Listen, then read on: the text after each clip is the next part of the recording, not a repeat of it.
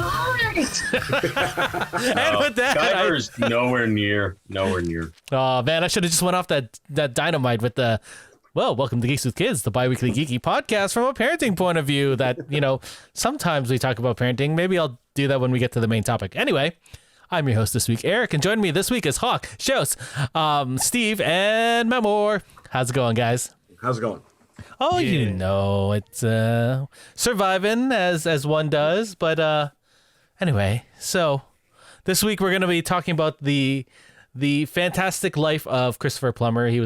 He passed away recently, so we're going to do a little bit of a tribute to this fine Canadian actor born in Toronto.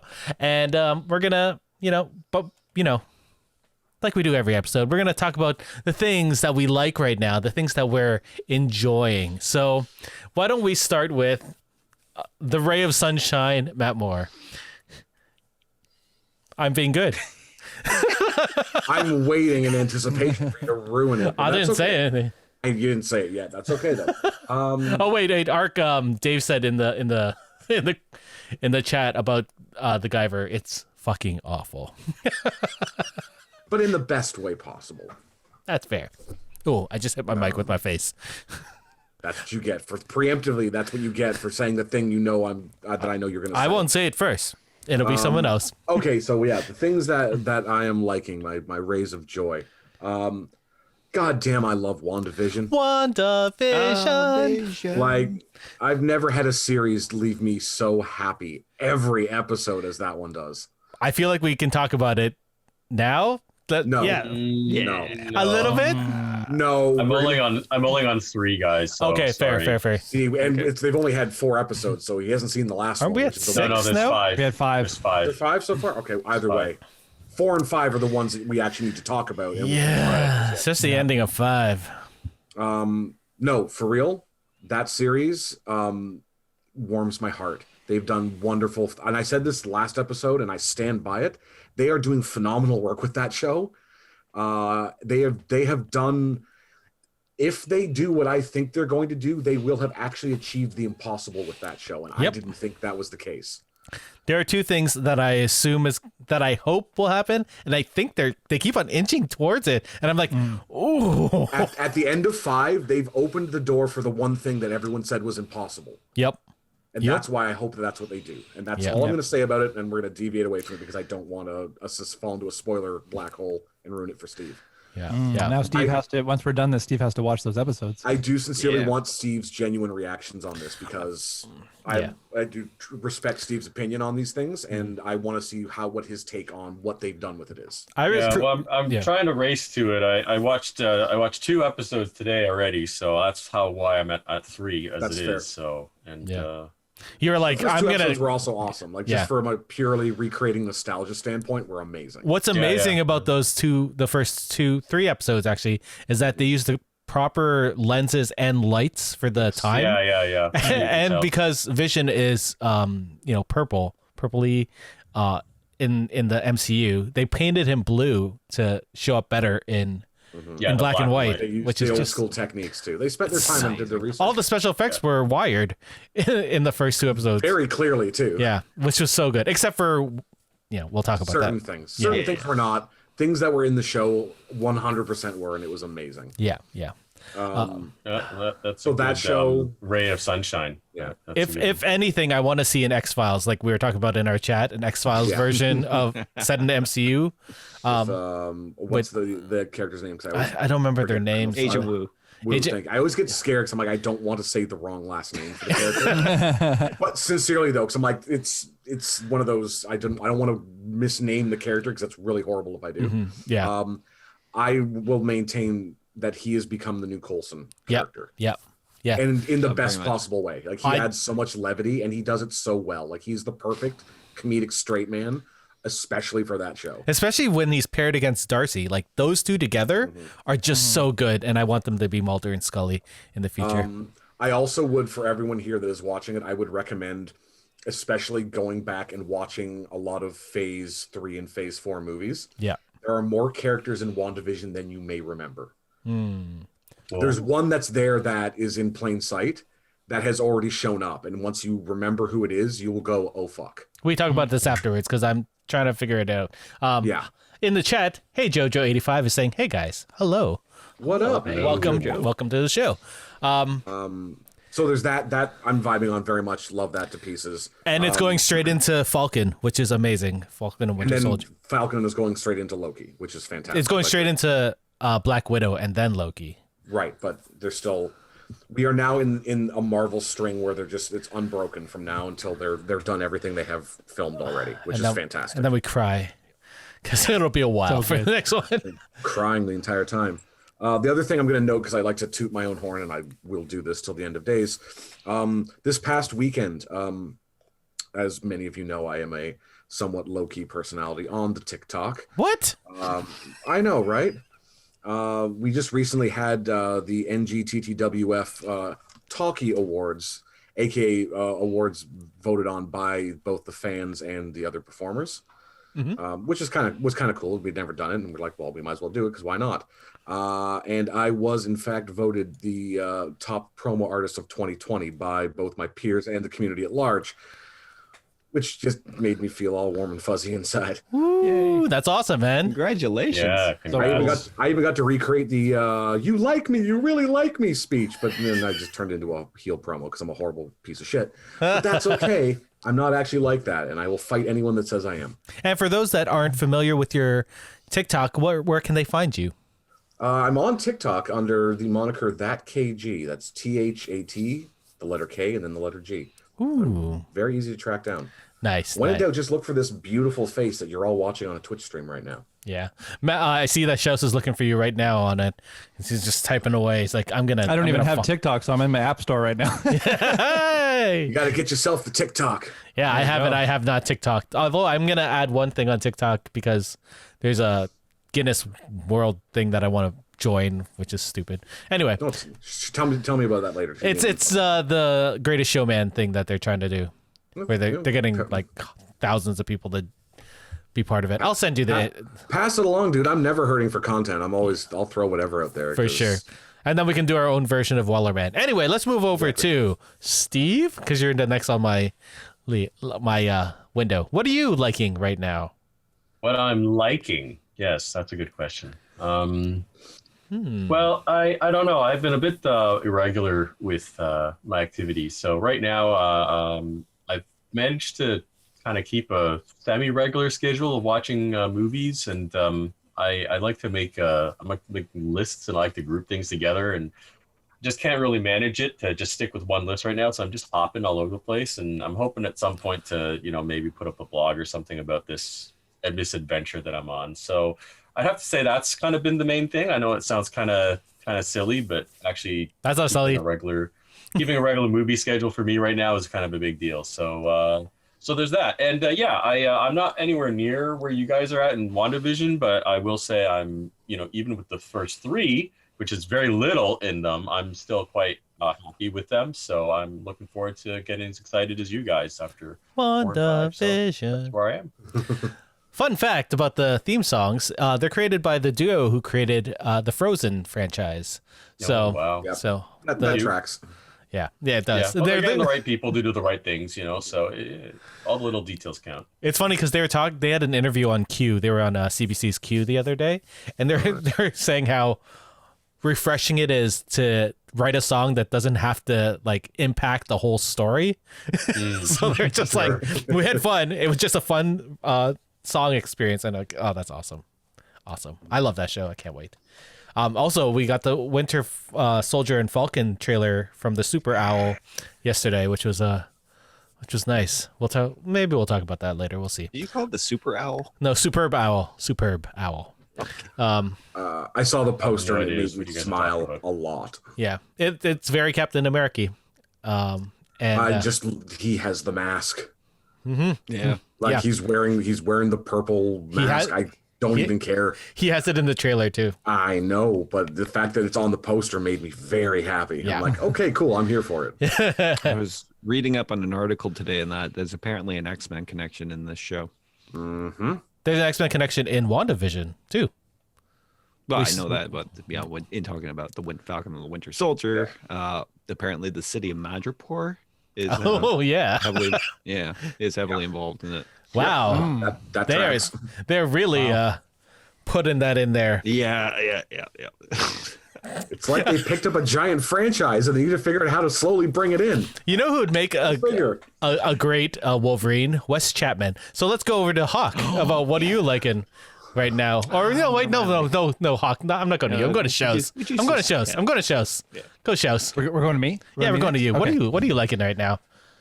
Okay, so I'm always on the lookout for like He didn't say it. to watch with my kids, right? And so we've been recently getting into DuckTales, which is awesome. The new one with David Tennant? David Tennant, yeah. And Lin-Manuel Miranda?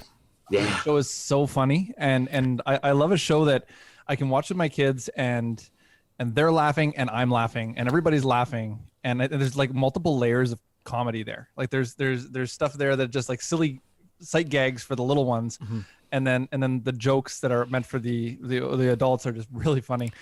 The story is also really good in it. Yeah. So I've been having fun with that, and actually just this past weekend I started watching Phineas and Ferb, Oh, I've never seen it. which is also really funny. It's on Disney Plus, is it not? Disney Plus, yeah, because like my kids tend to watch the same shows. Like they get kind of hooked on a particular show, and then they want to watch all the seasons all the way through.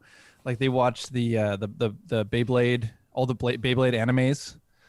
And it's hilarious listening to my daughter like describe the detailed, complex character relationships of all these Beyblade, anime characters.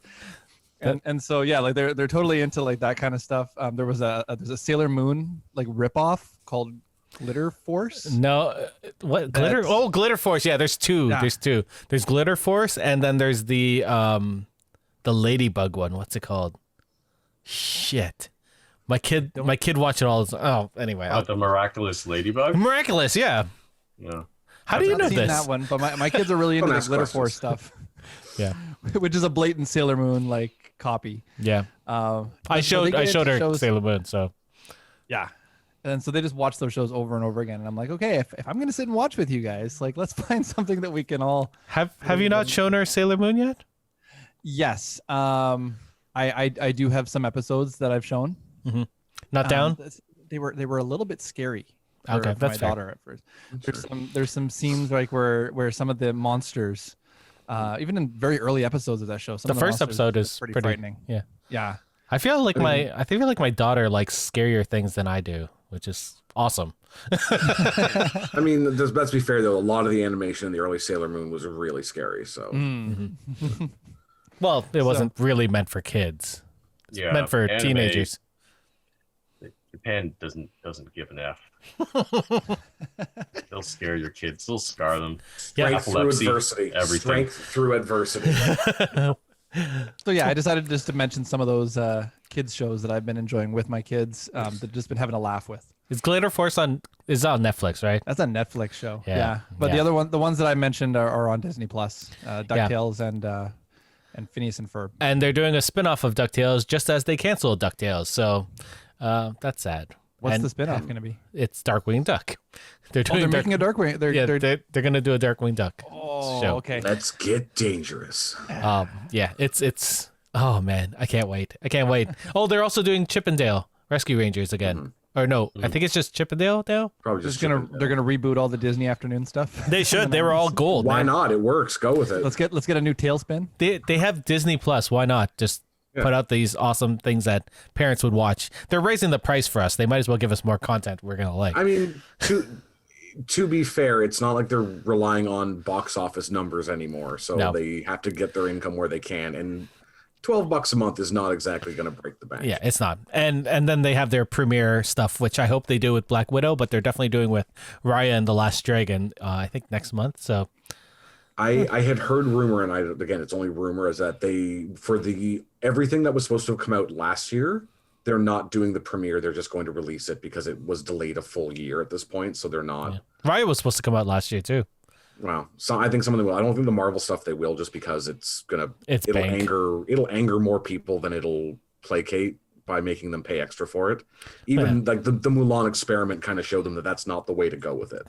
Although they made money on it, which is weird. Oh, so much money. Because when they released that early, there was nothing else to do. Could you imagine? I'm sure some parents are like, "Screw it, let's just do it so we have something to watch."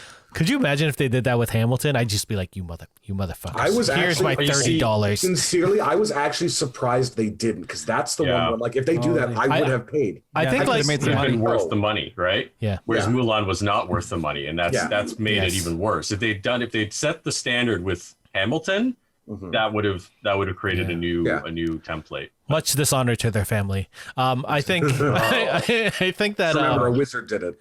Oh my god. But I think for Hamilton, Lynn was saying that it should just go straight to the service because he wanted as many people to see it as possible. Absolutely. And not have to, that's fair. limit. The ticket prices are already so expensive. He's just like, I want it for people. And that was that's true. They were planning on launching it for Christmas, so it was like, we're going to release it early anyways, just get it out there. And it was like they released it for the 4th of July, so it kind of tracked anyways. Dun dun dun dun dun dun dun. Now to Hawk. What are you liking now? Yo. What are you enjoying? What's your yum? No, you damn it. I thought we made it to the 5th one at least. Just once. No, it's never gonna happen, Matt. Oh my god. I was actually both of us planning on on using it right at the end of whatever. I know. So what am I enjoying? Well, Lyric and I finished off The Expanse last week, and we had a fun watch party on the Twitch. Twitch, enjoyed it. They allow watch parties on any series or movie that's on Amazon Prime. So it's just like Expanse, pop it on, and we watched it with a bunch of other people that love The Expanse. So it was fun to chat, and we were sort of chatting in audio voice. Well, it was mostly us freaking out, crying, and whatnot on screen for people to see. A lot of this. What the it was like, no, what am I doing? No. There's a guy on the show who plays a character named Amos. The actor's name is Wes Chapman. I think he would be a perfect Wolverine if they do it. He would be amazing. You know what? I'm gonna go on record saying this. I don't want them to bring Wolverine into. I don't want him to be right away either. I want him later. Right away. I don't want them to bring Wolverine in. End of sentence. They're going to. He's so stupidly popular. Yes. They've done a pretty decent job of making a lot of other characters equally popular. That's true. Without having to rely on the heavy hitters of the property, and I would prefer to see them pick more obscure characters and bring them to the limelight. Yeah. I would also argue, even though I don't know what you guys are talking about, I would also argue that Feige is more, not to get into it, but he cares enough about his setting that he's not going to just toss in things willy-nilly, right? Yeah. So I mean, where it's appropriate and if it's appropriate, and that's really what it comes down to. I want a good Cyclops. That's what I want. I want a properly portrayed and written Cyclops for screen. That's what I would like if we're going to X-Men. Yeah. So if they ever go that route, we'll never know. Like they might not. Who knows? Because they've rebooted it a couple times, so who knows? I'm fine with the original class showing up again. I would be fine with that. Anyway, that's not what it's not. If it happens, yeah. Who knows? Anyway, Hawk, go. What are you liking other than The Expanse? Oh yeah, or you can talk about The Expanse more. I'm fine with that. I love The Expanse. I think I'm gonna leave it alone for a while, and that I got so heavy into that. So I've been a little bereft of stuff to watch, and that I kept Crave. I went back. I was like, The Wire. So I started rewatching that, and I got through season 1. So last night I decided to take a little dive into something new, and I've been hearing a lot of good things about Euphoria, the Zendaya's show on HBO. I jumped into episode 1 of that last night. I hope you didn't watch it right before bed. That is Oh yeah, I did. Yeah. Wow. Hawk, no. Oh my god, I know. I don't know why I do this to myself. What's it called? It's called Euphoria. Euphoria. Okay. I don't know about basically. this either. Well, for us 90s people in that, if you remember the film Kids, this is Kids for 2010. Oh boy. Yep. Jeez. I don't know if I need that right now. No, you don't. I know. Yeah, Zendaya plays a teenage girl named Rue in that, who's fresh off a stint in rehab after her sister found her overdosed in her bedroom and that, and she's, just back out on the party scene again. And that there's so many bizarre moments in that, like her scoring drugs from a 10-year-old and that talking about getting his bank and that. Wow. To be honest, like the stuff she was buying, I've never even heard of. It's all these pharmaceutical grade opiates and psychedelics and that. It's like Well, everything has 2021. changed. Yeah. Yeah, everything's Yeah. changed. I feel very, very old right now after watching that movie. Or sorry, watching the first episode of that show. Yeah, don't worry. You continue feeling older as the series goes on. Yeah, And I then- imagine so. And that. But Yeah, Hey Jojo in the Twitch chat is saying they just watched the first episode of Miraculous today. It's legit. And also loving Murder She Wrote. Take it away back. Take it Big away. shout out to back. Jessica Fletcher. Yeah. Sorry, Huck. that's back in the day. So yeah, Back in the I'm day. invested now in the show, and I got to see. Don't where watch it before goes. bed, man. It's all you're gonna think about when you're in bed, and then you're just gonna be like, "Oh my god, the kids today, they're going through some stuff, man. Some stuff. I know, have it no was- legs. I got no legs." It Oh, was I one of miss those it. moments I genuinely like realized, oh my god, I have aged out of the of a certain kind of a generation. Yeah. Wow. So I know anybody with the heart, go and check it out. It's Just it's watch it before you go to bed. yeah, no, oh my god, it's one of those you just keep on thinking about the stuff that happens and how terrible some of the stuff is, and you're just like, my god, kids are going through this now. No wonder they're on these drugs that I don't know because I'm old. I mean, anyways, I got a arguably big it's fictionalized, so it's not exactly real. However, He's heft up on Well, goofballs. it feels like they drew on a lot of kind of sources. 100%. Yeah. 100%. Anyways, I got to say, big shout out to Zendaya. You know, she's just killing it. She won an Emmy for that. Good. Yeah. Yeah, she deserved it. Wasn't she like one of the youngest people to get an Emmy at the?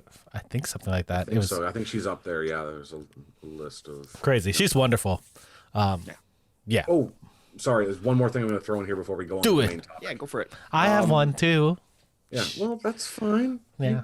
You're the host. You go last. Okay, that's fine. I forgot what I was going to say now. You did. Oh no, I didn't. I was able to, through somewhat nefarious means, track down a copy of a bootleg of Moulin Rouge the musical. And it. Ooh. I want to see if we have the same copy. I was pleasantly surprised. It's really good. It is shockingly good. The soundtrack is phenomenal, and I've Yeah. said that. Maintained You that know what? since- I still have issues with how they extended the Elephant Love song. I love it too, but Yeah. there's some weird transitions in they it. made it more conversational, so but they did that at the beginning of the show. There's a lot of moments where I think like the Elephant Love medley, which everyone remembers from the movie, was about 5.5 minutes long, give or take. In the musical, it's about 9. I thought it was 12. No, it was only 9. I checked. Ah, Yeah. yeah. But they have one line it's like basically them having a conversation, so they'll throw like one line from a song in, just for like kind of comedic pop value, which I enjoyed. They do that earlier in the show too. They do it a lot in the show actually, where they'll have like little snippets of them conversing using music titles. I like that they've because it's 2020, they've updated the music up until now as well, which is nice. I like it. Also, I did do some digging on it. That is part of the arrangers. I don't know if they were this exposed, but they're part of the arrangement team. Was Postmodern Jukebox. Oh, I didn't know Makes a lot that. of sense. Because the cover of Chandelier that they have in that show Yeah. was done by one of a collaborator friend of theirs who was on America's Got Talent, called Puddle's Pity Party. Yeah. I Oh love that yeah, too. yeah. It's his arrangement, and he actually has done a lot of recording with Postmodern as his not clown persona. But he's done it as his clown as well. Yeah, as well he's too. on- But he's done a lot of arranging with them, so they brought them in to get a lot of those mashup collabs put together. Which I think that is like weirdly circular. That was how I fell into it as I was looking up some of the Puddle stuff, and I was like, wait a minute, what the? It's the show, and I watched it, and I was like, this is shockingly well done. Not shockingly, but like I was very nervous about that musical. Yeah, I was talking to Brad about the show because he was invited down before the show premiered, and and he was saying how good it was. Yeah, man. Oh man, I can't wait. Oh, yay! Anyway, what am I liking right now? What's my yum? I am deliciously yes, just slurping in I said what I said. I'm just consuming it. It's just going straight in, and I'm just giving it to Control right now on PS5. The Ultimate Edition. I'm playing it in performance mode because of the 60 FPS. I remember talking to Steve, I think it was you, who was saying that there was frame rate issues on the PS4 version. PS4, yeah. It always lagged, and especially when there were enough filing cabinets and lights exploding. And, it just would go. Yeah, so I started playing the game in graphics mode just for the the blooming and all of the ray tracing, and it's pretty, but the frame rate is still there even on the PS5. And I'm just like, no, thank you. FPS, let's stick that at 60 for me. I apparently have played so much that I'm at the maze already, and I've beat I've beat 2 of the DLC. Nice. Well, I mean, I feel Control is one of those games where it's a lot of fun and it's infinitely replayable, but once you know where you need to go, there's a lot less sort of aimless you don't spend as much time exploring because you know what the routes are to get to certain places, whereas like the first time I remember the puzzles, which is probably helpful. And like even playing the first time, I'm like, I would get lost like running in circles in a building because I couldn't figure out where the one door there are still places that I'm just like, how do I get to this place? Like in maintenance especially, I'm just like, I don't know where to go. Maintenance was always a hot nightmare though, but it was supposed to be. I didn't realize because I had played and beaten the game before the DLC came out that you can that it just happens in the story organically. So it's incorporated in. So when I started the Alan Wake DLC, I was like, what the hell? Is this the Alan Wake stuff? And then I beat it and I was like, yes. Satisfying. It's so good. And if it's not pointing to a new Alan Wake game, I just don't understand how they could have ended it something else that some other creation that exists in that shared universe now. Well, I don't know, like that. It's like heavily Alan Wake. The ending. Sure, but yeah. Anyway, it's really good. The performance mode is phenomenal. It's free on PlayStation Plus, so pick it up, play it. I downloaded it last night, so I'm looking forward to trying it on the PS5. It is so good. I love the fact that a year ago, Steve was saying, if you guys have been sleeping on this game, you have to start playing it, and now it is available. The Ultimate Edition is now available. Not even a year ago. Last episode, we were saying that people should buy it. No, but I remember like the first time that we brought it up, it was like it was Steve's top game of 2019. He's like, if you guys haven't played this, you got to play it. It's amazing. And I was like, I'll give it a try. Cut to a year later. Yeah. Everyone should be playing this. Now you have no excuse if you're not playing this. Yeah. There really is no excuse.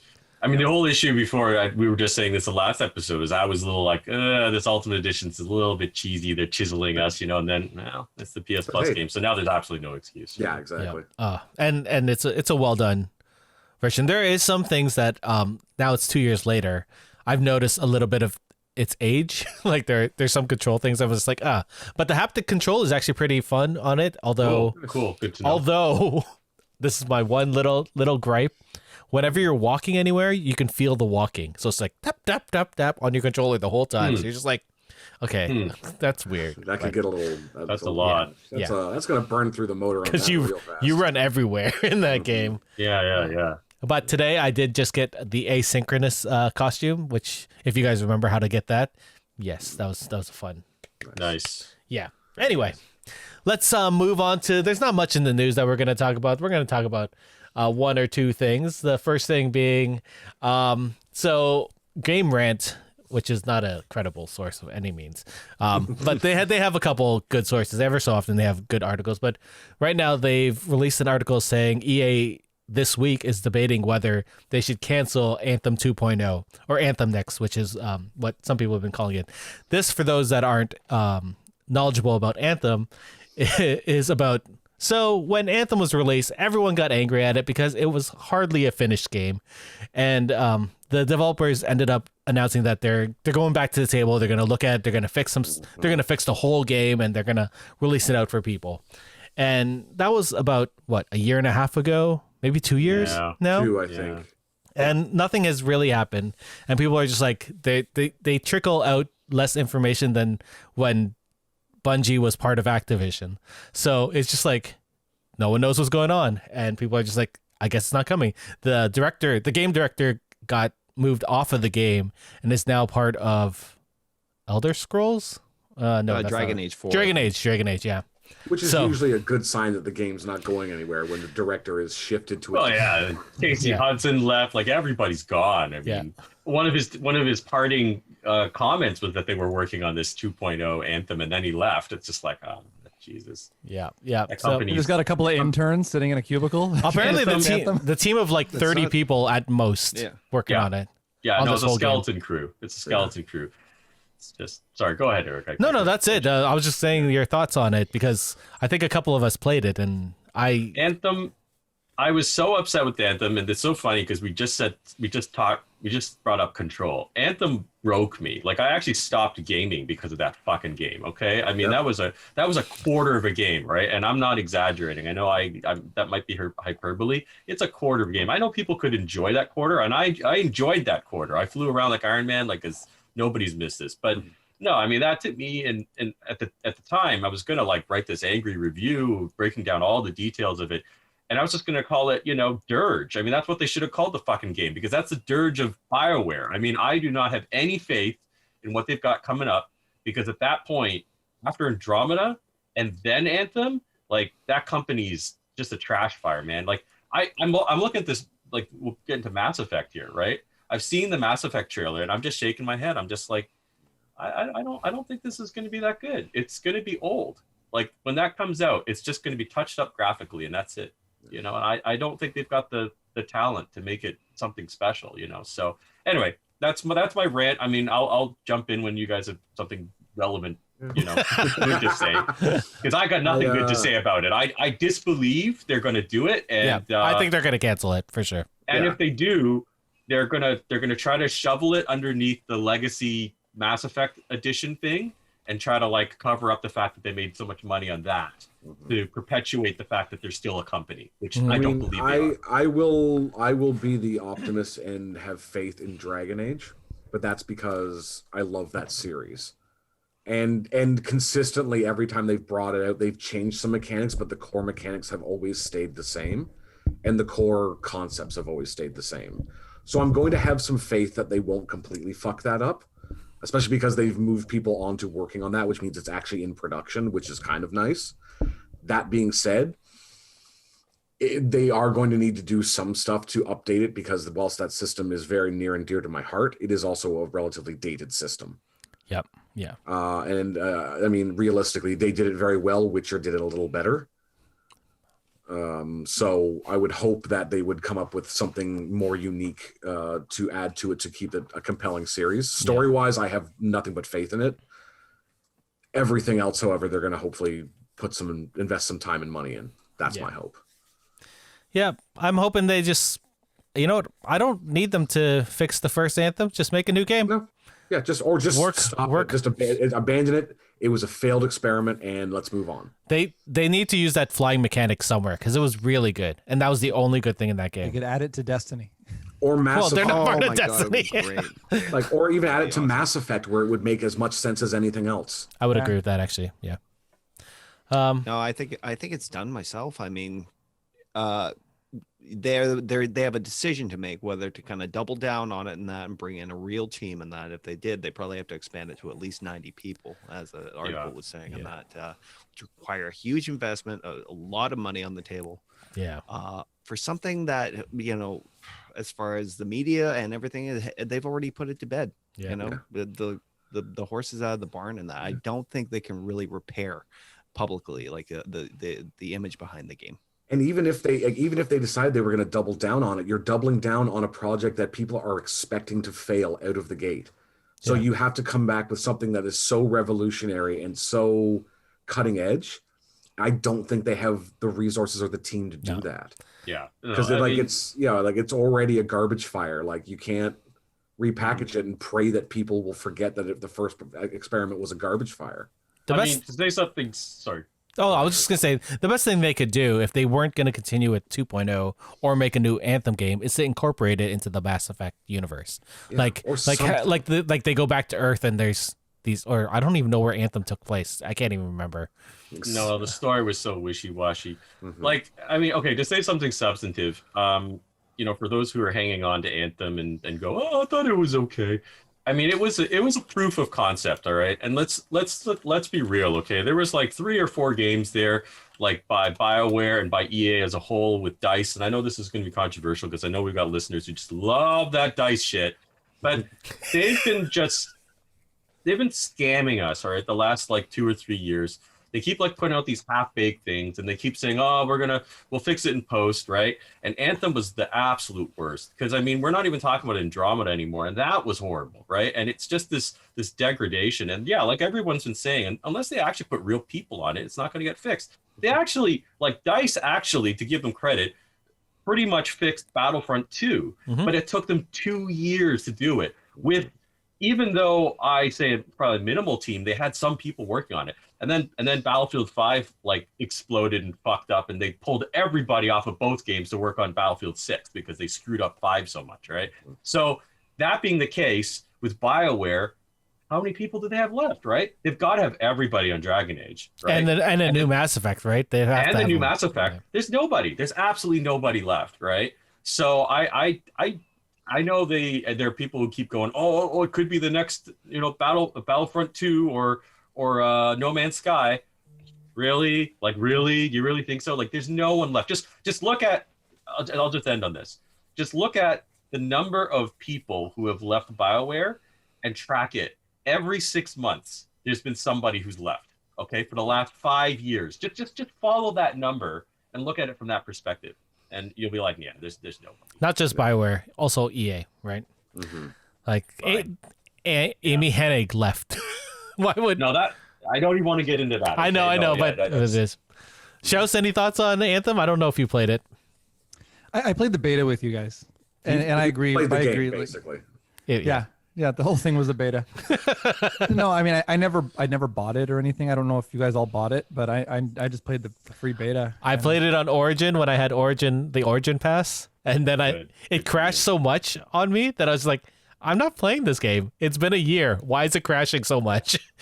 A year later. And I'll just one last thing. The one thing that really offends me is that they owe everyone who bought that game at full price some $60 value somewhere down the road. And that's the thing I doubt they will actually. Like, that's why they keep kind of going, oh, we're going to fix it eventually. You'll get your money back eventually. It's like, no. That's the part that offends me, that people forget that they paid $60 for this quarter of a game, a proof of concept.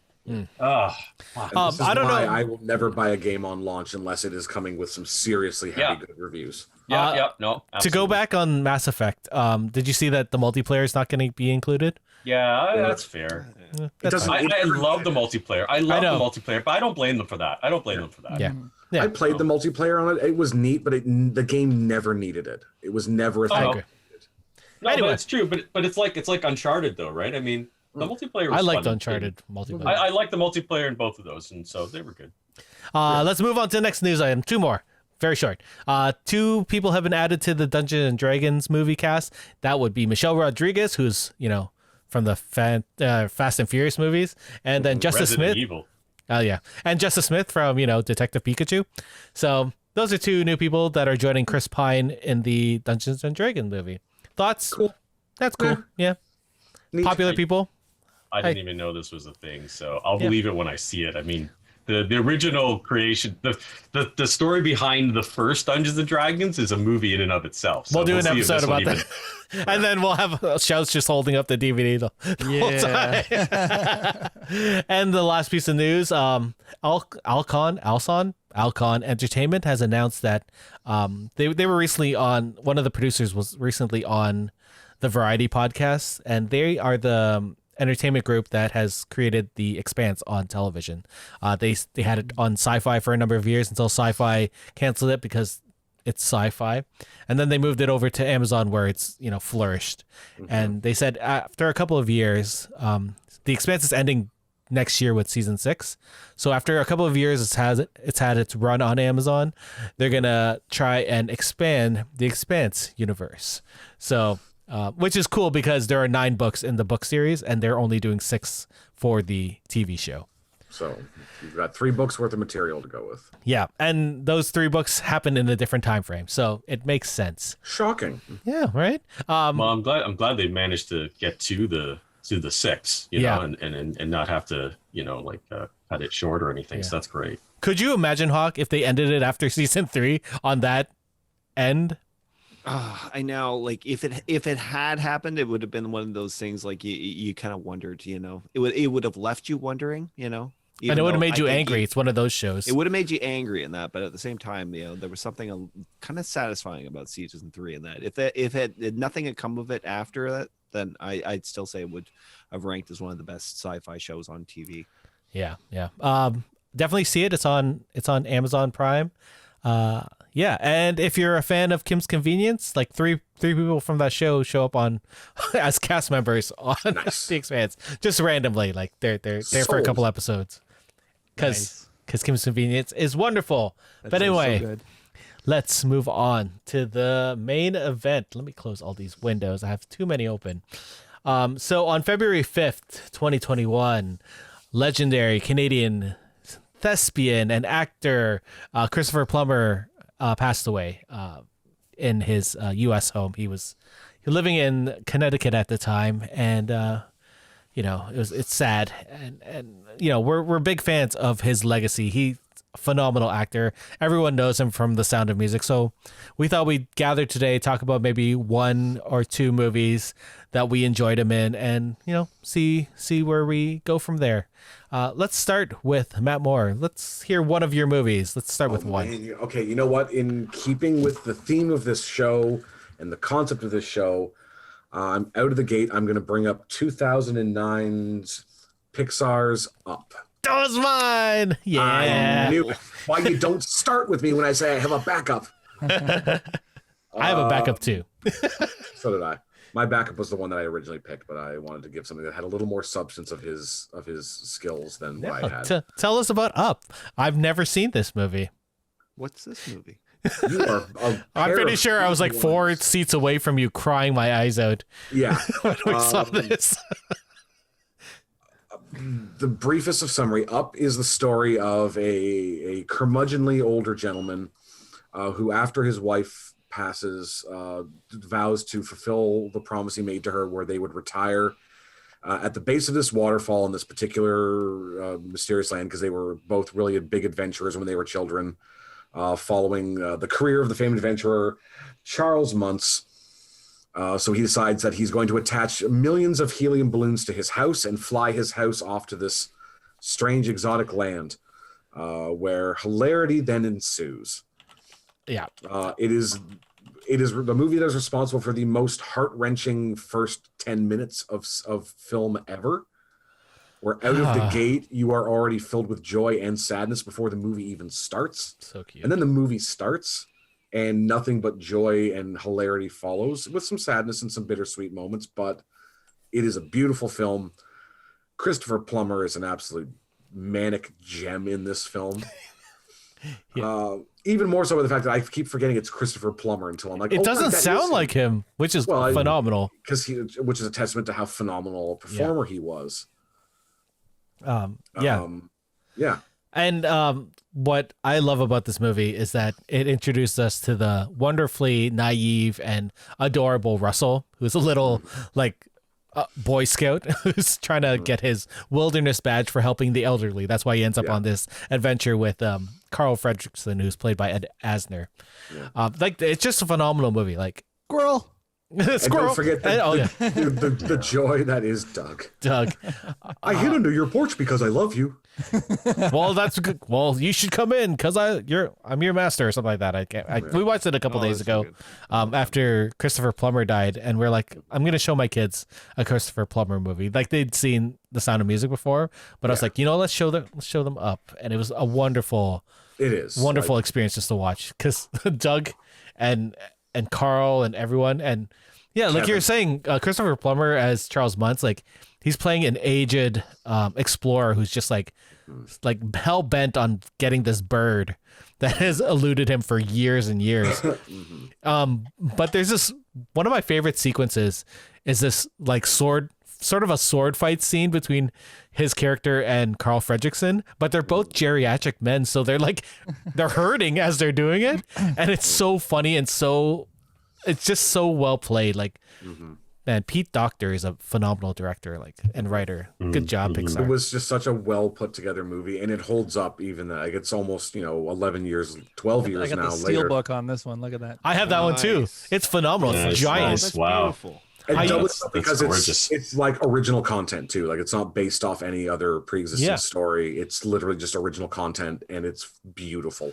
Yeah, it's Pixar's peak Pixar. Yeah, their Blu-ray, the one that Shows just showed, the Steelbook, was the disc I used to do all my testing for my audio and visual equipment. Because, oh man, it's so good. It's such a good movie. Also, I don't know if you guys follow Quarter Crew. They're a YouTube channel. They're a Right, bunch special of effects guys. special effects guys. But the other day, they wanted to see how many balloons it would take to lift an actual house. So they used the physics engine and like made balloons in a computer program to see how many millions and millions of balloons it would take to lift that actual house. So Yeah. check it out if you Nice. Nice. any other thoughts on Up? I this was gonna be my pick. I think it's a great pick that Mount Morris. Shows? And it's definitely a movie you can watch with your whole family. Yeah. Hawk, Steve, anyone? No? Everyone just loves this movie. It's a phenomenal Yeah. movie. It's on Disney Plus, so check it out if you don't have it. Let's move on over to let's go over the shows. I want to see Baby Yoda talk about Christopher Plummer. Yeah, we've got a lot of Star Wars theme for him not being in any Star Wars movies. Was he not? No. Just joking. Well, I was scrolling through IMDb going, was he in a Star Wars movie? It wouldn't surprise me. Any at this TV point. shows? No, nothing. Oh, okay. Oh my goodness. So I'm going to pick the Christopher Plummer movie that I'm going to choose is actually going to be Star Trek VI, The Undiscovered Country. Yeah. Perfect choice. 1990, 91, 90, 91, something like that. We're 91, I think. And so he played General Chang. He played this sort of charismatic Klingon. But throughout the course of the movie, you realize that he's part of this old guard that still believes that there can be no peace. The Klingons need to fight. They need to be strong, and so there's all this intrigue in the movie. One of my favorite Star Trek movies, actually, of all of them. Yeah. The character that he plays is just so engaging. Like some of his, like he quotes Shakespeare throughout the movie, and there's this great line where he does the "Cry Havoc" line from Macbeth? And let's slip the Henry dogs the- of war. Henry V. Henry VIII? Yeah. And Henry he's screaming, "Cry havoc!" and let's slip the dogs away. He's spinning in his chair on the bridge of the Klingon ship, and as the torpedoes are like as he's attacking the Excelsior and the Enterprise. It's such a cool battle, and throughout the whole movie, like from the part where they have this fancy sit down dinner with the Klingons, all the way up to this point. He's just such an engaging character, and so that's my choice for his. Now, here's a fun piece of trivia. Do you know why he put that quote in the movie? Because he actually asked to have that quote in the movie. I did not know why. When he was younger, he played the lead of Henry V at Stratford. And during the course of the run, he took ill, so his understudy had to step in for him. His understudy for that role was William Shatner. Oh. So he had specifically requested when they were doing that, because they had just said, if you want to throw Shakespearean quotes in, do it. Oh my god. And he Oh, that's specifically said, great. I need to put that in there during this battle because of that. It was That's literally amazing. his Easter egg to Bill Shatner. That's so good. Wow. He was so instrumental in crafting this character on screen. Like for the makeup, he was saying that he didn't want to be so like ridged because he wanted to fully emote like the Shakespearean actor he is. The eye patch was his idea as well, and he wanted all of the bolts to be Klingon symbols. Like it's just he's so good. Like he was so integral. And like Chose was saying, like just from the first scene you see him at the dinner table, and he's just like egging on Shatner, and like he's just playing off his emotions, and you're just sitting there, you're like, holy shit, this guy's like such a good good antagonist, especially to someone who's like so passionate, like Kirk was. One of my favorite lines is when he's in the court scene and they're accusing Bones and Kirk of this murder, and he's just saying, like, the suspense is building up, and he's accusing them of this and this and this, and he goes, "Don't wait for the translation. Answer me now." Yes, right, because they have the translators. Like, oh. They mirrored that scene against the Nuremberg trials, like the actual ones. So the fact that it had the same sort of like intense emotions as those actual trials happened. Oh my God! Just this is probably my favorite Star Trek movie. It was it is, I think, actually my favorite as well of all of them. It's because of him. I think he's the reason why that movie's so good. Mm-hmm. Well, it's good. He was a believable antagonist. The movie itself had that what became kind of renowned for, like, that mix of like seriousness and levity. Chekhov. Not all species keep their genitals on the outside in the same spot. Same place, yeah. Same Like spot. but like little stuff like that where it's just like the great levity mixed in with absolute like intense. I mean, again, when they go, the French resistance brigade used to throw their wooden shoes into the thing. They called it sabots. It's like, what? Oh no! Perhaps Russian tale Cinderella. If shoe fits, wear it. Hawk, I know you're trying to say something, Hawk, about this movie. I know you like it as well. I know. I love this. I love his performance. Yeah, it's the visuals they went for with Chang and that. Because Klingons can, like a lot of species in Star Trek, can kind of fall into a little bit of obscurity in that because they all tend to look the same in that. So him coming in as just this old general in that, and the eye patch, the eye patch that was bolted to his face. Yeah, there's a story there in that, but it's also such a great metaphor in that. However civilized he may appear on the outside, there are these old scars and hatred on the inside, and that he completely hides with, like, his quoting of Shakespeare and that. And I do love the scene with that one bit where Kirk calls him out for one of his quotations, and that Hitler. Yeah. 1939. He's like, I beg your pardon. Oh, that dinner scene's phenomenal. We just watched it a couple weeks ago. I sort of want to watch it again. I gotta rewatch that soon. I haven't watched it in years. If you get a chance, check out the director's cut. It's really good. Okay. They only released it on DVD, but I know people who have a copy of it. So, it's just let those people know. I think I have a copy of that too. Yeah, and I think I got the VHS too. that was one of the early movies that I actually went to see with friends. I mean, at that time, I was young enough that wasn't a regular thing. So that was like a really big deal. And we were all kind of into Star Trek at that time, and it was really exciting. And so I have very fond memories of it. And yeah, I'd say that's one of, like, it probably is my favorite Star Trek movie. I'd have to think about this a little bit, but it's an automatic go-to for me because the score is so good. Like, I used to listen to that CD. I used to actually just play the soundtrack. Right? It's really good. And like everything about it. If you step back and think about it, the only thing is that the whole thing takes place over 2 days, which is a little bit like extreme. But other than that, it's so well paced. Like you said, the balance of the comedy and the.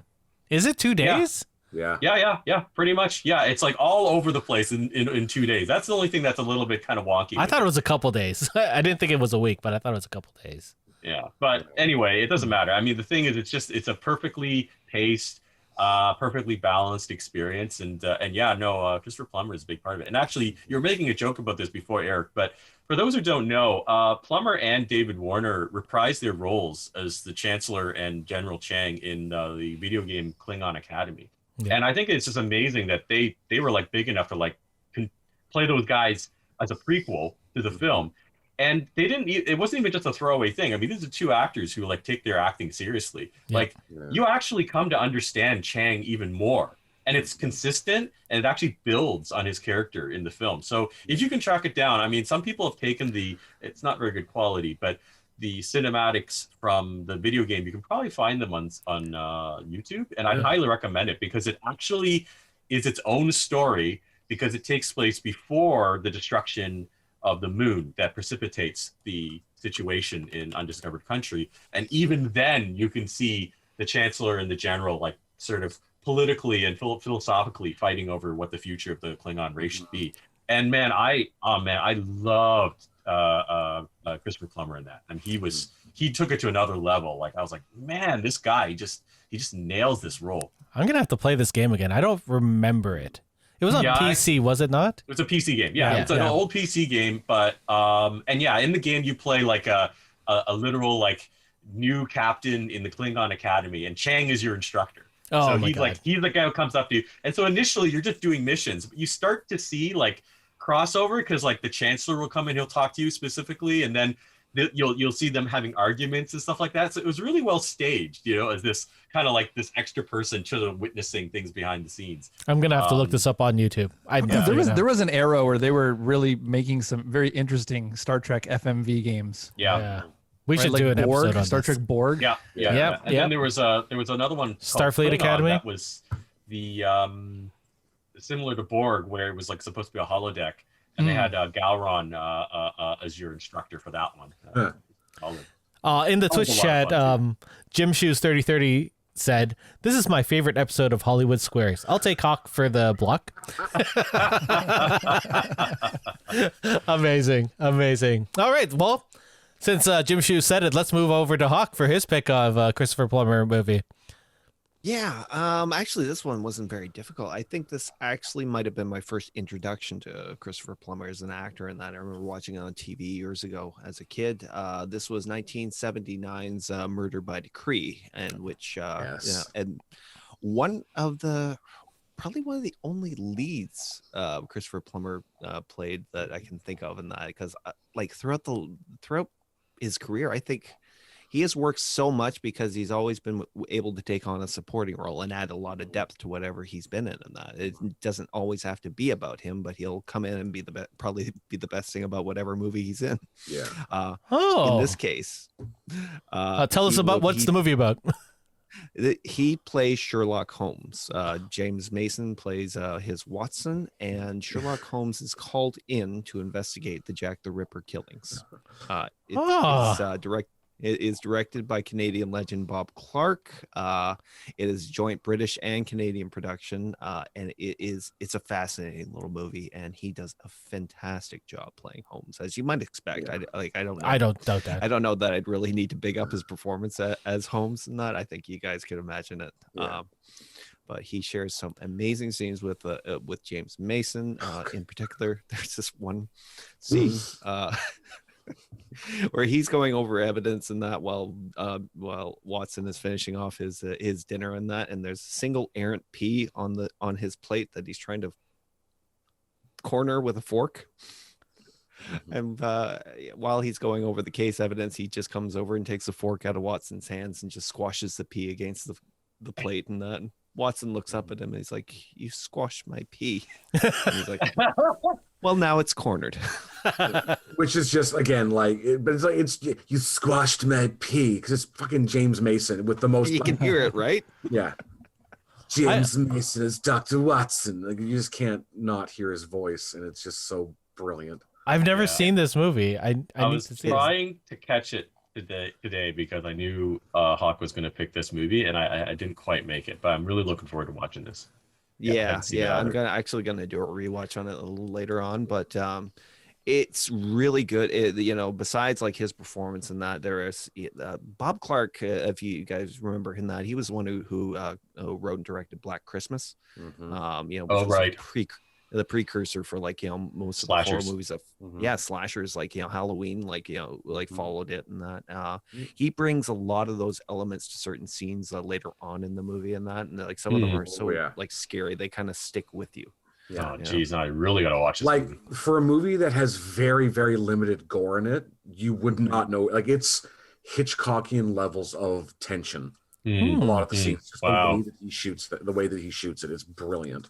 Is Murder by Decree based on any book? No. Apparently, I was going through the wiki in that, so because it sounds familiar.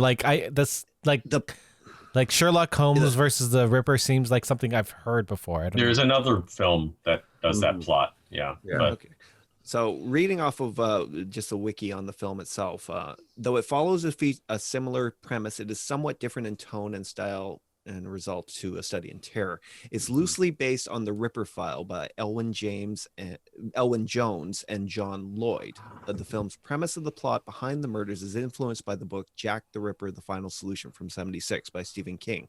Oh. Presume that the killings were part of a Masonic plot. It's kind of one of the first,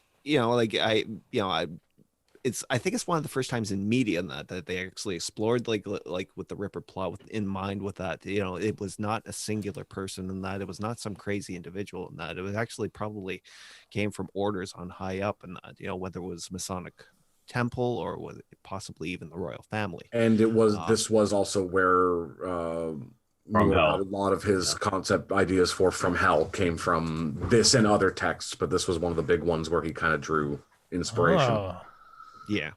The end of the film features a fantastic monologue from Plummer, in that where he lays out before the courts and everybody in that, like what he has found and his disgust with it, and the way they have destroyed the life of a woman in the film, Annie Crook. And probably one of the most heartrending, like, emotional scenes you'll see like Plummer perform, and this is why it's always stuck out in my mind, and this is why it was my first choice when picking a film to honor his memory. That's amazing. That's amazing. I definitely have to see this movie. I've never seen it. It sounds intriguing. I'm gonna have to find it. Is it on any streaming stuff? Do you know? It might be on Prime, although you may have to rent it. Yeah, you also may just even check something like Tubi or whatnot, because it's an older film and it's not remembered very often, so it might be on a lot of the free streamers because people don't remember. Yeah, that's fair. Yeah, cool. Let's any final thoughts on this movie that now I apparently have to look for? 10 out of 10 would recommend. Yeah. Dang. Yeah. All right, Steve, do you have a Christopher Plummer film you want to chat about?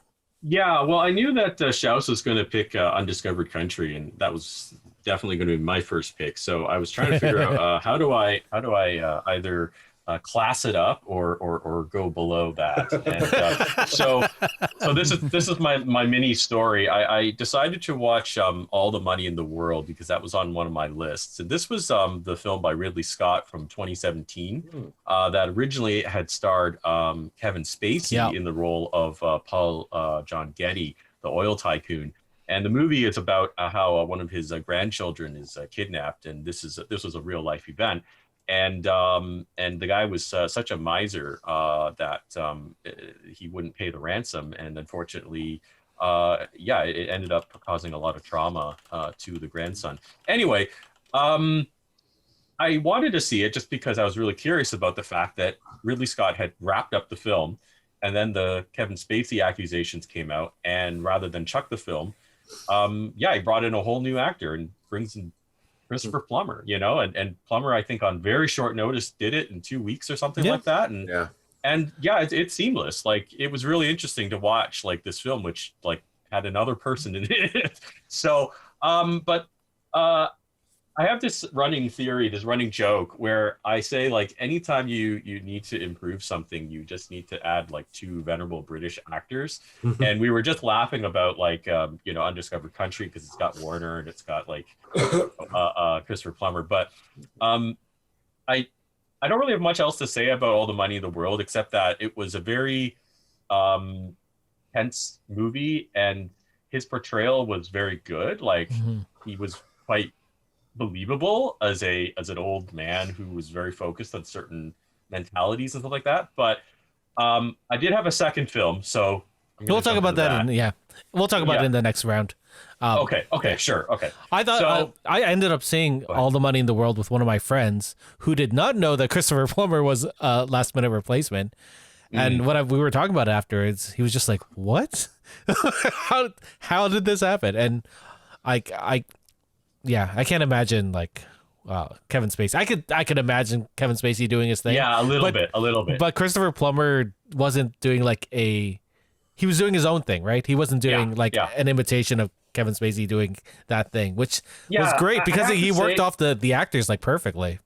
Exactly. Yeah. No, and it was very believable. I mean, from what I understand of that, the history of that character, like I have no idea how they would have played them differently, but I feel Plummer's was a very real portrayal of that person. Yeah, he got an Oscar nomination for the role, so I don't doubt that. Yeah. Cool. I'm gonna do mine next, which I'm sure Matt Moore is not surprised because it's my favorite Shakespeare play. They released a pro shot film version of Stratford's The Tempest, their 2010 version. So Christopher Plummer ended up playing Prospero, and wow, if there's a master class in acting for Shakespeare and for playing this role, Prospero, it would be him. Like he's phenomenal from the get-go when you see him for the first time, just like presence and just everything. And when he plays the an older man later, when he's not that big Prospero character that like Shakespearean people love, his range is phenomenal, and you can see why he was he was such a legend at Stratford. And if you get a chance, check it out. They actually they were doing all these live viewings on YouTube of their older performances, and this was one of the shows they showed. They showed both of them. They showed the one from 2018, I think it is, but they also showed the one from 2010, and like the cast is phenomenal. Like just I would read them off, but they're all Stratford people, and people are gonna be like, who are these people?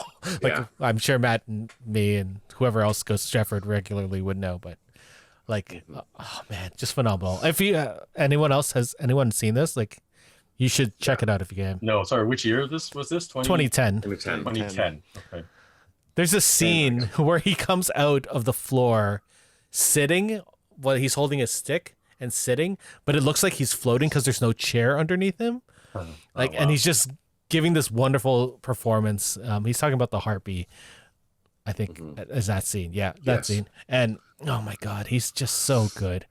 Just so good. And I was telling you guys all this before we went live. Des McAnuff, who was the director of that production in Stratford, was scheduled to do a film adaptation of that was supposed to film this past summer in Newfoundland, starring Christopher Plummer. And because of COVID and restrictions, they decided to push it back filming until this coming summer. And unfortunately, Plummer has now passed, so we're not going to get the cinematic big screen adaptation of that role that we were hoping. But I feel like they will still do great things with that film. But it's just it's such a shame that we were. Yeah. But again, like there's still the actual pro shot stage version of it, which I think almost what they do in that show will amaze you, just because you have to you realize that this was done on stage, and they did that on stage live for 4 or 5 months consecutively when that show ran. So oh my God, what a joy to like. I saw it live too, and it was just oh my God, it's so good. I love Stratford. And if anyone has a chance to go see Stratford, just go. And if you're under 30, you can get Stratford tickets for stupid cheap. If you're under 30. If you're under that's 30. ageist. I know, right? They want young people to go out to the theater, and I don't blame them for that, because what young people, Stratford, as long as they don't talk during the show and TikToks and drugs, drinking their beers, their craft beers, and drinking their root beer and playing their yo-yos, drinking their Zimas and their ticking and talking. I think I'm surprised none of us picked The Sound of Music. Let's be honest. That one kind of goes. Everyone sort of knows. Yeah. There's a fun story about Christopher Plummer, because he didn't really like the role after being known for it for so long. Like a lot of people, like a lot of actors, like Leonard Nimoy was famous for not liking the role of Spock for a long time before fully accepting it. But Christopher Plummer's role that he didn't like was Captain Von Trapp, and he ended up watching it just a couple years ago at a kid's birthday party, and he was just watching the production, and he was like, wow, this is a really good movie, and look at how well shot it is, and how well the production is phenomenal, and all these kids and these family members are loving it. Like, and then he gained a new appreciation for the movie, which is nice to hear. Well, that was one, especially because he was not by no stretch a musical theater person. Yeah. He wasn't a singer, he wasn't a dancer. And the problem was that he got so shoehorned in with that role that he was concerned, and kind of rightly so, that was going to kind of pigeonhole his career into a box that he was not built for. He's like, I'm not a singer. I'm not a musical person. I don't do musicals. Yeah. He didn't sing Edelweiss, did he? He did. Well, no, he did not. No. It was sung, but not by him. Yeah, I remember that being some sort of tidbit. But people didn't know that originally. They didn't actually accredit the actual singer of that in the original version, because everyone's like, well, no, it's Christopher Plummer. He must sing. He has a beautiful singing voice. And people would ask him to sing to them. And he's like, I don't sing. You don't understand. That wasn't me. But he couldn't say that because that wasn't how they did things then. Yeah, exactly. Anyway, let's move on to Matt Moore. Do you have a second film you wanted to chat about? I have a second one that I want to just give a shout out to, which is part of why I wanted to pick up, because that was the one that I really loved. Mm-hmm. It's 2011's Priest. Paul Bettany. Paul Bettany, Carl Urban, and Christopher Plummer. Yeah. I like this movie. I honestly, people love to shit on this movie. This is one of my guilty pleasure movies, because I can put this movie on and just like have it in the background and do whatever, and just be able to pop in and be like, oh, that's what's going on. Partially because the story is so fragmented that you don't really need to pay attention to it, because nothing really happens, or there's nothing of significance that you can't call within 10 minutes of starting to watch the movie. There's no big twists. They telegraph everything. It was based on a graphic novel, which I didn't realize till after I'd seen it, which I said, that makes sense. Or not a graphic novel, it was a graphic series. Yeah, something like that. Either way, very much it is definitely comic based. That's apparent. Visually quite stunning. Christopher Plummer, it has a very a smaller role in the film. Plays Monsignor Orley, sort of a head of the papal organization that the priests work for. And he's just kind of a dick, but in the most like pompous, officious way, where you're like, I kind of get where he's coming from, but he's also kind of a dick, so you don't really like him. I wish I knew they were never going to continue the franchise with this, because the movie tanked so badly. I wish they had, though, because I would have loved to see where they went with it. Mm-hmm. It's a very silly movie. Like it is not high art, but it is just it's a popcorn film. Yeah, I hadn't actually heard of this one, so I was curious about it. It's a sci-fi action horror. Oh, that movie. Oh, okay. I was thinking some serious like papal drama. No. Now I know what you're talking about. No. Oh, okay. I've seen Paul this Bettany as the vampire hunting priest. Vampire hunt. Yeah, okay. Now it all comes together. Now I understand why you chose this movie. Vampire hunting priests from the future. That's the movie. Yeah. And it is everything that the title said that I just described is what the movie is. That's amazing. Priest and Legion are two of my favorite, not great Paul Bettany movies. And this is the thing, I love Paul Bettany as well too. He has made some very interesting choices in his career. Mm-hmm. None of them bad, because he's great in everything. Yeah. But I was sitting there, I was like, but Paul, why? That was when they were trying to shoehorn him into like being an action hero. When he's like, but I like acting, and they're like, you should be an action hero. He was kind of still coming off the tail end of A Knight's Tale, where he was kind of like this. Everyone's like, he's this phenomenal comedic actor, but he's also a great actor. So people were desperately trying to make him a star, but they didn't know how. So they were kind of just putting him in everything. Yeah, they sort of tried to do this Jason Statham thing with him, because he's a great comedic actor, and he ended up becoming this giant action hero. Yeah. So, yeah. This is so weird, because the first movie I always remember him from was Gangster #1, which he did. It was this movie. He played the younger version of Malcolm McDowell's like aged gangster in that, and it was like the story about how he rose to the top and that, and like Paul Bettany was just insane in it. We should do a Paul Bettany episode, but this is not the one. Yeah. We'll do that in about 4 weeks. Yeah, exactly. Oh, yes. Yeah, Priest, great movie. I still liked it. It's a fun movie. It's like, yeah, it is. It's a popcorn movie that I recommend, because it's one of those. It's like a comfort movie. I forgot he was in that too. Yeah, great. Shows, do you have a second? You don't have to if you don't have one. I don't, but I'm just gonna say that like just listening to you guys and going through the IMDb list is getting me on a little bit of a Christopher Plummer sort of watch list. You know what I mean? Like I'm going through and I'm like, I did not know he was in this. I didn't know he was in that. I want to watch that again. So it's kind of fun just exploring this actor's career and hearing you guys talk about some of these movies that I've never seen. Priest. I like a good popcorn movie. So it's a fun movie. I'm down for it. Priest is on Netflix if you want. If anything. Oh, there we go. Mine's also a popcorn movie, but I'll be last. Steve, do you have your second? Yeah. So, because General Chang has already been called, I had to find something that was more, Steve centric, and so I chose as my proper movie after the serious, classy one, 1978's Star Crash, also known as The Adventures of Stella Star. This was a Roger Corman film. Yep. Which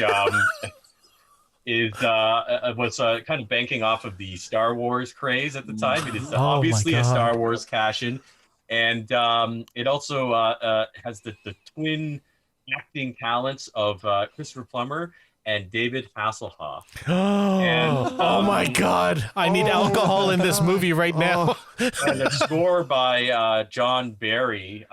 So the whole movie sounds like a rambling like Moonraker kind of test piece, and I have to say it was a bit of a painful watch because I just watched it, and it feels like about 6 episodes of a show that are like 10 minutes long, just strung together, and nothing really, just stuff keeps happening. And this is a good point too if you're gonna like think about movie scores. The music is pretty cool, but there's no themes set to any particular one character. So it's just the same theme looping for the entire film. So you have absolutely no concept of who's good or who's bad according to the music, which is something you'll really appreciate when you watch a movie where they do that properly. Yeah. Anyway, Christopher Plummer plays a minor character called the Emperor of the First Ring, I believe. But my God, the stuff they make him say is so ridiculous.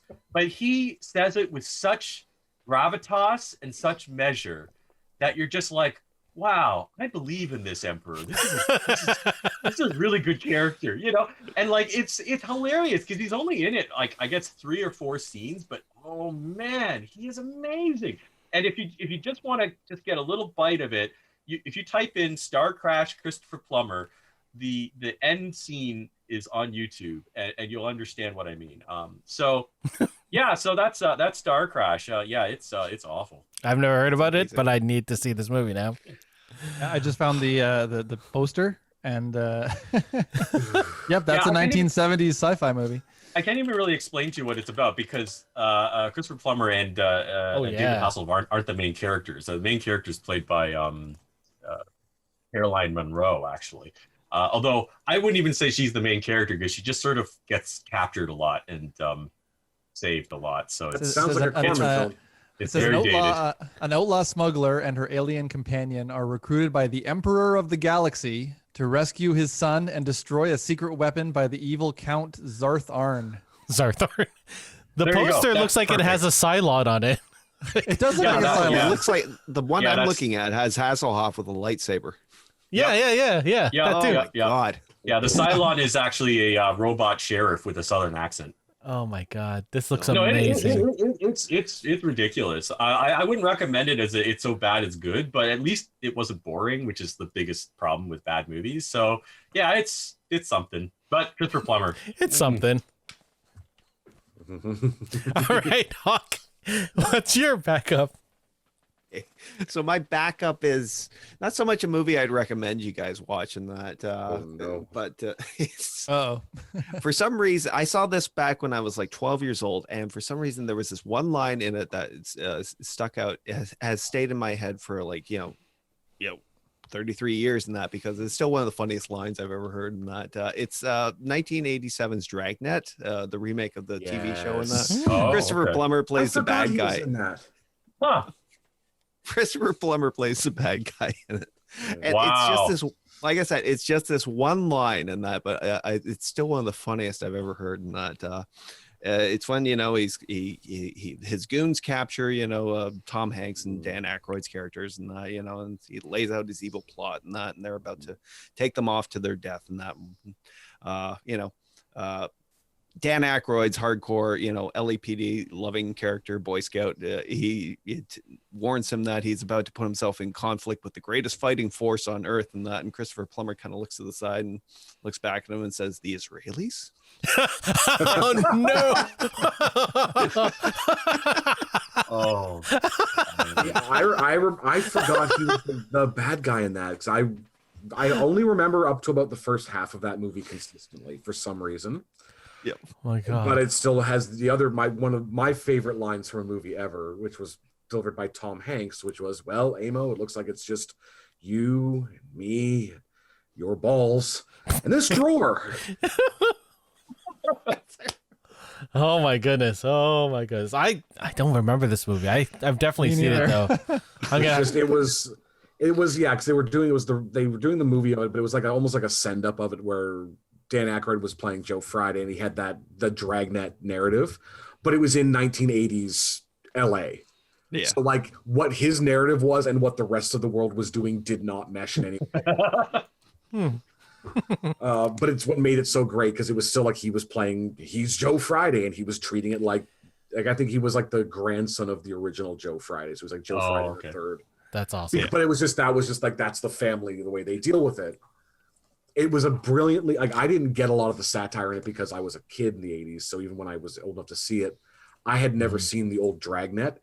Later on in the years where I actually had seen Dragnet and then watched the movie again, I was like, oh my God, this is so fucking funny. Nice. Oh man, now that's a good pick. all right. I guess I'm gonna be the last one. I'm surprised, Hawk, you didn't pick Knives Out. I know you really liked that movie, and I know you liked Christopher Plummer's performance in it. I was almost going to say that, but I didn't want to bring up He Who Shall Not Be Named. Well, yeah. Look at that shirt.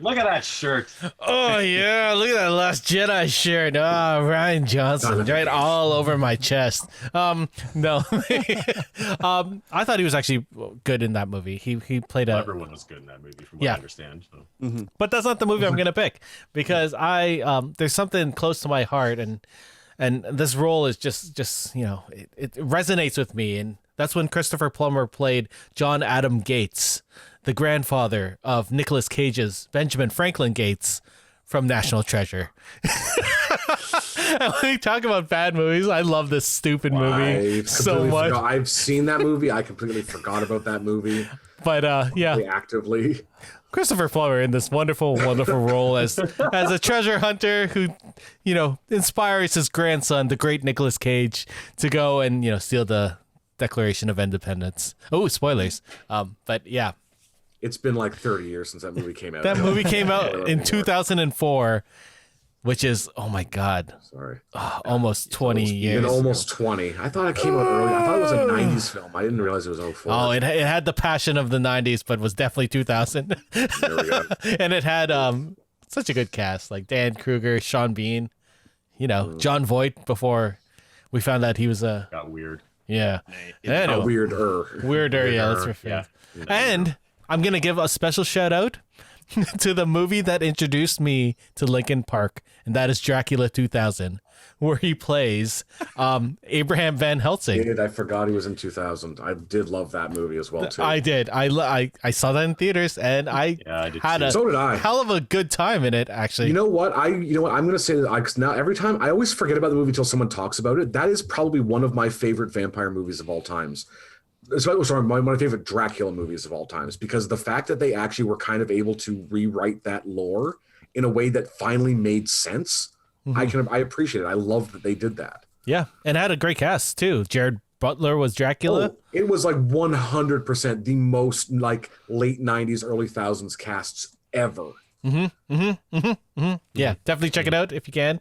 I worked at Rogers Video. I remember when this one came out, because I remember like people renting this one and like having to put it in the rewinder, because we had DVDs and VHS at the time. It was kind of the transition year.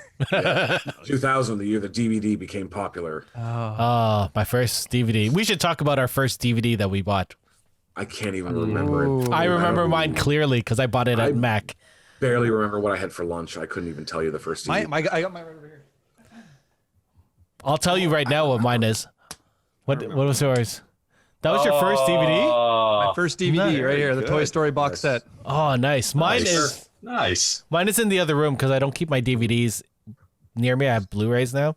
But my first DVD was The Matrix. Yeah. Of That's course, fair. yeah. That's That was fair. everybody. That was a That's cool. lot of That was a lot people's of people. first Yeah. DVD. Yeah. I remember when it My came first- out at what was the name of the bookstore at Mac?